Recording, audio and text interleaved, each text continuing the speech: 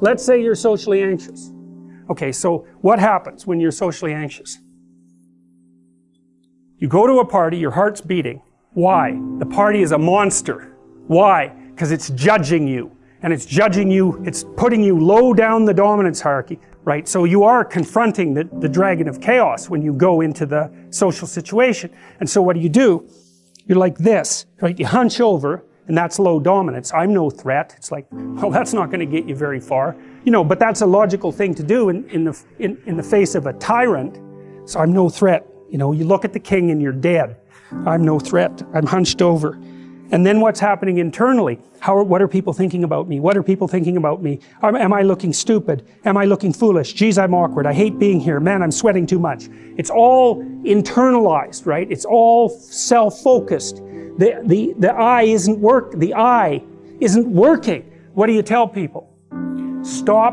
Don't stop thinking about yourself, because you can't. It's like, don't think of a white elephant. White elephant, white elephant, white elephant. You can't tell someone to stop thinking about something because they get caught in a loop. What you do with socially anxious people is you say, look at other people. Look at them, right? Why? Because if you look at them, you can tell what they're thinking. And then unless you're terribly socialized, and some people are. Some people have no social skills, and so the reason they can't go to a party is because they don't even know how to introduce themselves. Like no one ever taught them how to behave. And so they're really good candidates for behavior therapy, because you walk them through the process of how you actually manifest the procedures that are associated with social acceptability. But most people aren't like that. They have the ability. So if they're really introverted and high in neuroticism, they can usually talk quite well to someone one-on-one. Why? Because they look at them. Well, if I look at you, it's another thing to do if you're ever speaking to a group of people. Never speak to the group of people. That doesn't exist. You talk to individuals, and then they reflect for you the entire group, because they're all entrained. So you look at one person, they broadcast to you what everyone's thinking, and you know how to talk to one person. So it's easy.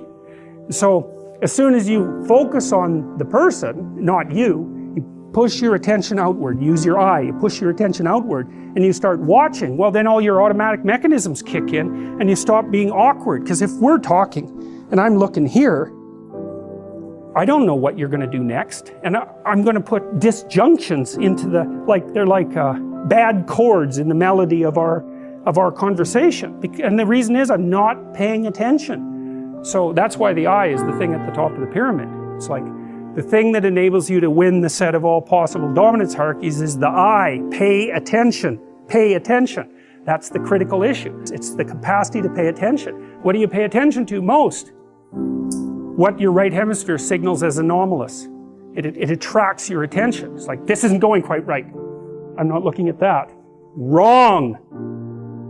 That's what you look at. That's what you look at. What's not going right, because that's the terrible monster that might eat you, but it's also the place you get all the information. So that's why it's useful to have discussions with your enemies, because they will tell you things you do not know. And that's such a great thing, because if you don't know them, well, you're not very smart, are you? You know, there may be a time when you go somewhere that's the thing you need to know. And maybe your enemy will tell you why you're such a fool, you know, and a bunch of other things that aren't true too. But even one thing that's accurate, it's like, yeah, thanks very much, man, maybe I'll do some work on that, and I won't have to carry that forward. So, and then that's part of the reason, again, why the terrible predator, it's always the terrible predator that has the gold. It's like, it's the person who delivers the message you do not want to hear. So it's rough, but it doesn't matter. Life is rough.